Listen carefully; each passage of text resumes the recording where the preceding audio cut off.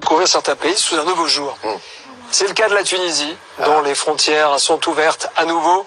Quand on parle de la Tunisie, on pense souvent, mon cher Bernard, à ces clichés qu'on a tous en tête, des hôtels all-inclusive, à Djerba ou à Hammamet. Eh bien, vous allez voir que cette image appartient au passé, car la Tunisie est en train de devenir une destination ultra tendance, avec des maisons d'hôtes de luxe, des rooftops totalement branchés, où faire la fête, des escapades sauvages, des criques désertes, des eaux translucides et même, regardez, un voyage dans le désert. Est-ce que ça pourrait, le désert, vous... Oui, ça me plairait, mais enfin pas trop organisé, juste vraiment...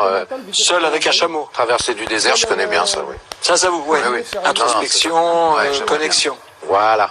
La Tunisie, comme vous ne l'avez jamais vu, c'est un reportage de Sarah Mouni et Samir Benrama.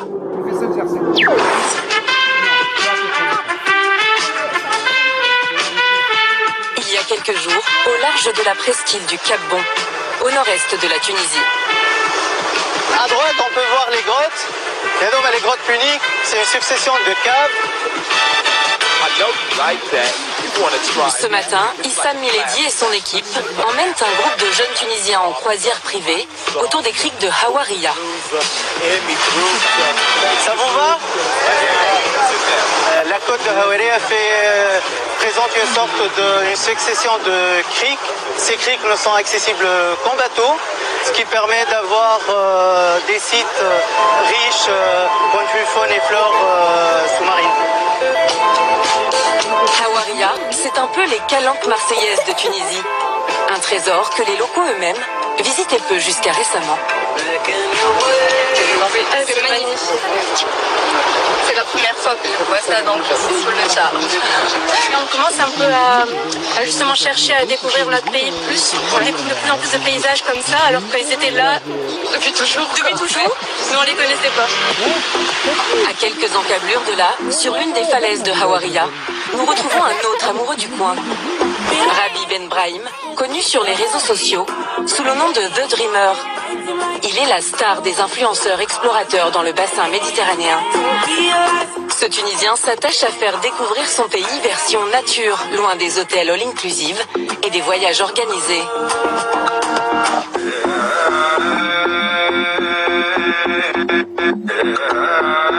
Ces vidéos de la Tunisie vue du ciel cumulent des dizaines de milliers de vues sur Internet. J'essaie de montrer aux gens la vraie Tunisie, celle que je connais. Il y a des endroits tellement beaux et authentiques, particulièrement ce genre de paysage encore vierge.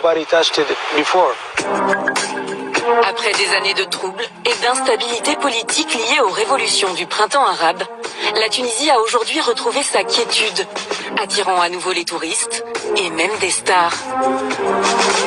Monica Bellucci, Naomi Campbell et Farida Khelfa, le mannequin Caroline de Maigret ou encore Joe Star ont tous récemment visité la Tunisie en toute discrétion. De ses côtes sauvages, la nouvelle escapade à la mode. À Tunis, sa capitale vibrante où de jeunes entrepreneurs insufflent une nouvelle énergie à la ville, en passant par Tozeur et son désert du Sahara, où s'installent de nouveaux hôtels de luxe.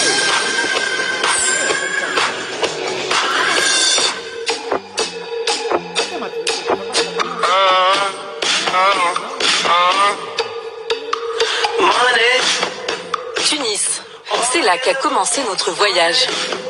Ce matin, nous avons rendez-vous dans la banlieue chic de la capitale, chez l'architecte d'intérieur tunisienne, Hajer Azzouz. On va jouer à un jeu de construction et... Hajer est l'une de celles qui participent à faire vivre et découvrir la Tunisie chic, artistique et contemporaine. C'est un sandwich tunisien, Marouane. Vous êtes architecte, designer, créateur, donc il faut créer votre sandwich. Ce midi, elle reçoit dans ses studios la crème des jeunes designers tunisiens. Pour elle, la Tunisie est en plein renouveau créatif et culturel. On a un microcosme ici, les sculpteurs, les chanteurs, les danseurs, c'est fabuleux. C'est quelque chose de magique qui se passe dans l'air. Ouais, c'est vrai. Symbole de cette effervescence, la métamorphose du village de Sidi Bou Saïd, où Ager ne cesse d'être appelé pour de nouveaux chantiers.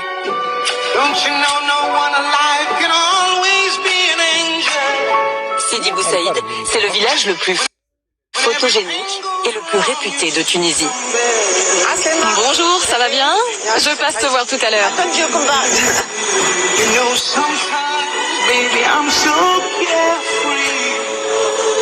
Perché au-dessus du golfe de Tunis, son architecture arabo-andalouse, ses murs blanchis à la chaux, ses portes cloutées et ses ruelles bordées de bougainvilliers lui ont valu cette année d'être classé parmi les 22 plus beaux villages du monde, à visiter au moins une fois dans sa vie.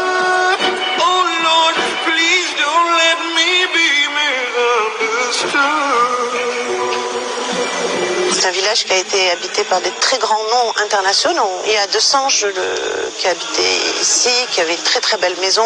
Il y a Laïa qui a une maison magnifique, qui a été faite par André Boutman. Ici on dit c'est Boussaïd El Rali, c'est-à-dire le précieux.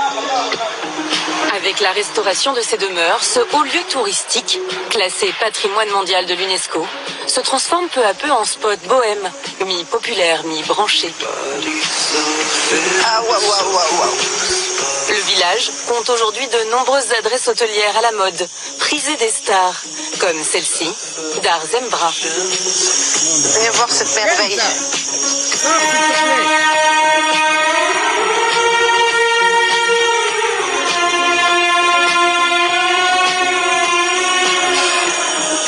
C'est une maison qui a appartenu à une grande famille tunisienne de bourgeois. Donc ils ont vécu dans cette maison pendant très très longtemps. Et elle a été rachetée par Afef Nifan, qui est une top modèle et qui est une animatrice de télé, une star en Italie, quoi. C'est un lieu pour moi qui est unique en Tunisie. La top modèle l'a transformée en maison d'hôte et en a confié la décoration intérieure à son ami Ager. When shadows fall and stars appear, this may not be. Tous les éléments ont été étudiés de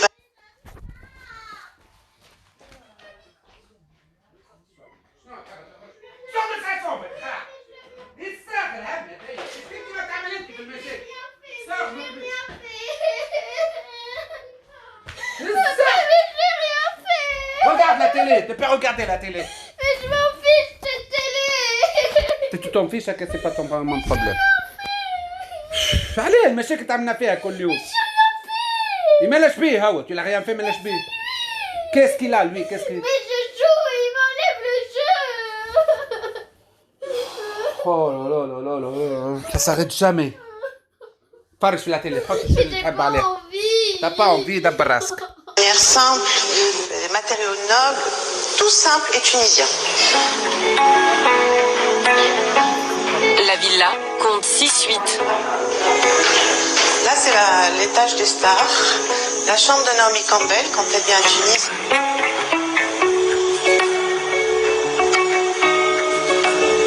C'est une maison qui a accueilli des grands noms. C'est vrai ?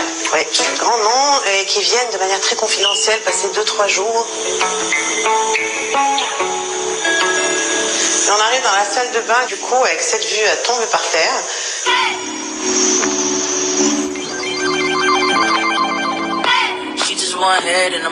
Ce genre d'adresse confidentielle et raffinée, loin des clichés des bars d'hôtel en béton, il s'en ouvre de plus en plus à travers toute la Tunisie.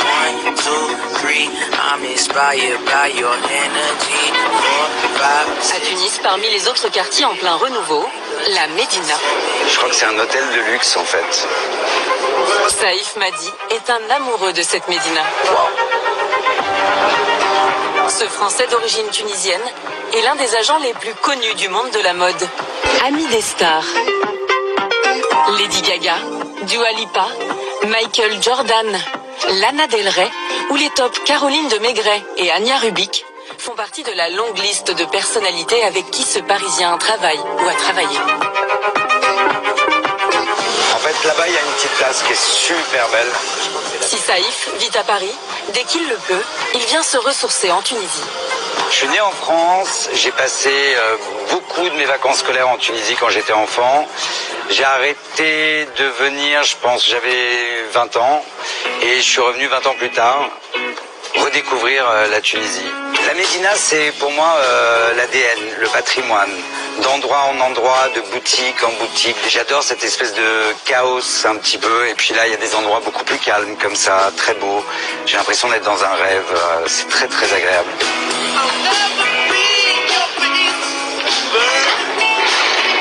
Saïf Madi fait partie de cette nouvelle vague de Tunisiens qui veulent faire évoluer l'image du pays.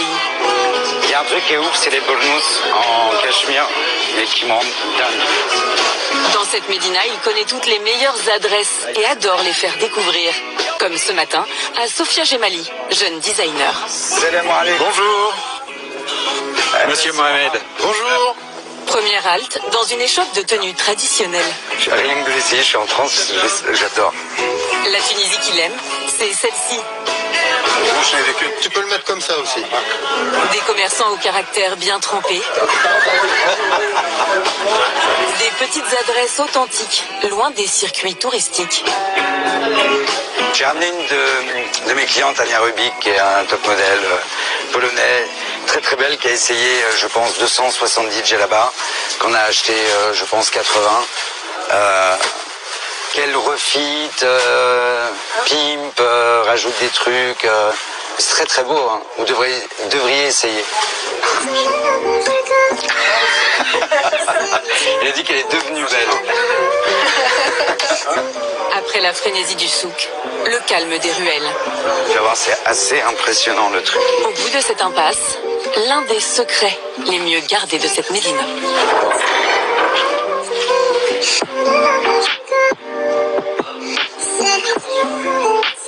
Et voilà. C'est beau, hein? Viens, je vais te montrer la salle à manger. Ce palais est une résidence privée appartenant à un ami de Saïf, un Français du monde de l'art, proche de l'architecte Jean Nouvel. Regarde ces volumes de fou. Depuis quelques années, de plus en plus d'étrangers investissent dans de vieilles bâtisses de cette médina, encore accessibles financièrement. Ce qui est assez dingue, c'est le mélange, en fait, tu vois, des trucs contemporains, renarades, avec la bâtisse du XVIIe siècle, tu vois. J'avais jamais vu des palais comme ça à la Médina, et c'est vrai que depuis que je reviens en Tunisie, je découvre des lieux secrets comme ça, dans des petites ruelles, derrière des toutes petites portes, et voilà, c'est magique d'habiter ici, magique.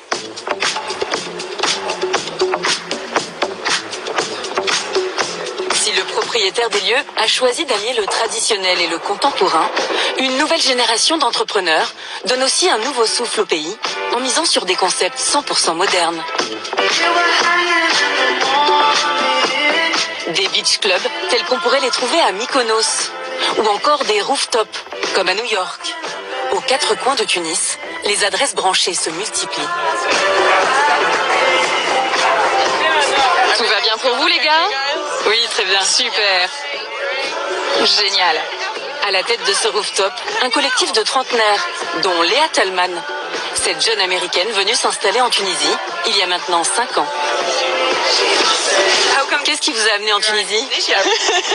Tout le monde me pose cette question. Je suis de New York. J'y ai rencontré l'un de mes associés, qui est tunisien. Il m'a proposé de venir ici en Tunisie. Je lui ai dit oui, carrément. Et là, je suis tombée amoureuse de la Tunisie. On est tombé sur ce toit. On rêvait d'avoir un bar. Alors, on a créé ce rooftop avec le reste de notre équipe. Et le reste appartient à l'histoire. Aujourd'hui, toute la jeunesse dorée tunisienne et de nombreux expatriés se bousculent ici pour venir goûter au cocktail du Tangerine. Aussi, y prendre des photos. Son architecture moderniste, inspirée du style Louis Barragan, et sa couleur rose flashy en ont fait le bar le plus instagrammable de la capitale. À la nuit tombée, la fête se poursuit souvent au Yuka. Ce club en plein air attire depuis quelques années la crème des DJ. Ce soir, le lieu célèbre ses 4 ans, avec comme tête d'affiche le français Polo Corp, du groupe Polo et Pan. Des images de fêtes presque surréalistes à l'heure de la pandémie. Mais la Tunisie est le pays du bassin méditerranéen le moins touché par la Covid. Alors les Tunisiens profitent encore de leur situation privilégiée. Parmi eux, Ali Emrabet, l'un des fondateurs du club. Vous faites de la concurrence à Ibiza, là? Ah, Ibiza, oui. Tunis, je pense, c'est une ville de fête. Tunis, Estougamar, ça veut dire toute la banlieue nord de Tunis. C'est vraiment un truc où il se passe énormément de choses.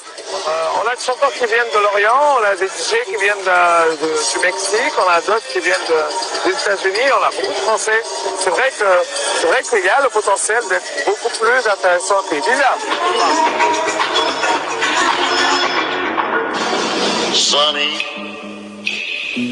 Yesterday my life was filled with rain. À 7 heures de route de là, aux portes du désert du Sahara, la région de Tozeur vit aussi un certain renouveau, notamment depuis l'arrivée d'un projet un peu fou. Cet hôtel, l'Anantara Tozeur, chantier pharaonique de 7 ans à près de 50 millions d'euros. Cet établissement de luxe, tout juste sorti de terre, vient d'être récemment classé parmi les 20 meilleurs hôtels du monde, selon le magazine de voyage de luxe Condé Nast Traveler. Je refais le tapis ici, pas mis au fond, ok, très bien. Ce matin-là, les équipes de communication sont en plein shooting de la Villa Royale, celle réservée aux grands événements et clients VIP. Mais là, n'oubliez pas le shot, hein, la vue qu'on a. Hein, Qu'est-ce que j'ai dit? Dis à ce monsieur, qu'est-ce que j'ai dit? Dis à ce monsieur, s'il vous plaît. Jesus, le directeur, a dirigé des hôtels de luxe aux 4 coins du monde. Mais il le reconnaît, l'emplacement de celui-ci est assez unique. Cet endroit, c'est le silence en état pur, avec le luxe en état pur. On est entouré du sable, du désert du Sahara. C'est quelque chose de fantastique. Je pense à la chance que j'ai d'être ici. Je fais mon sport, je travaille, j'ai mes clients, j'ai mes amis. Bon, je suis au paradis finalement.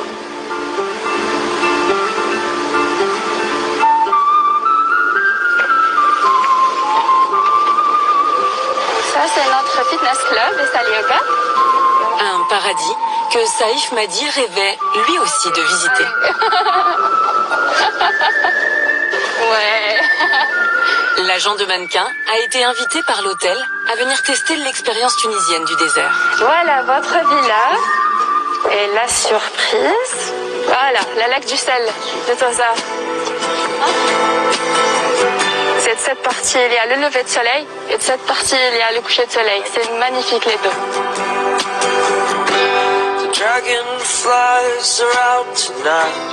C'est sublime.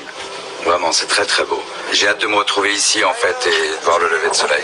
C'est un peu une obsession, le lever de soleil. Je suis très content d'être là.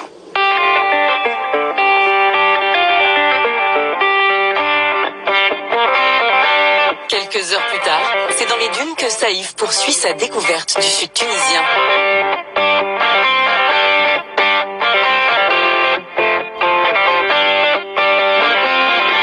Ambiance raide, aux accents de montagne russe. Allez, on y va, allez, on y va. Voilà, décollage dans quelques instants.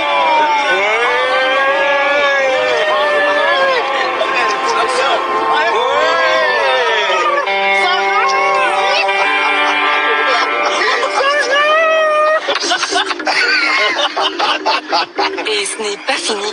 Allez, on y va. Oui, on arrive au site Star Wars. Perdu au milieu des dunes, les vestiges de l'un des décors de la saga Star Wars.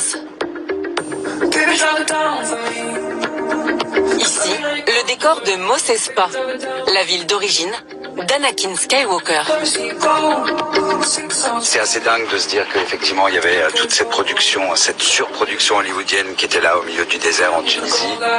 Pour Saïf, la journée se termine avec un coucher de soleil sur les dunes du Sahara. En ce monde post-Covid, la Tunisie est l'un des rares pays à tirer son épingle du jeu, s'éloignant de son image de destination réservée au tourisme de masse.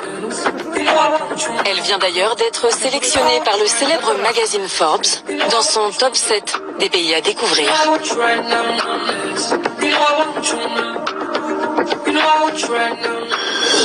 A gagné cette semaine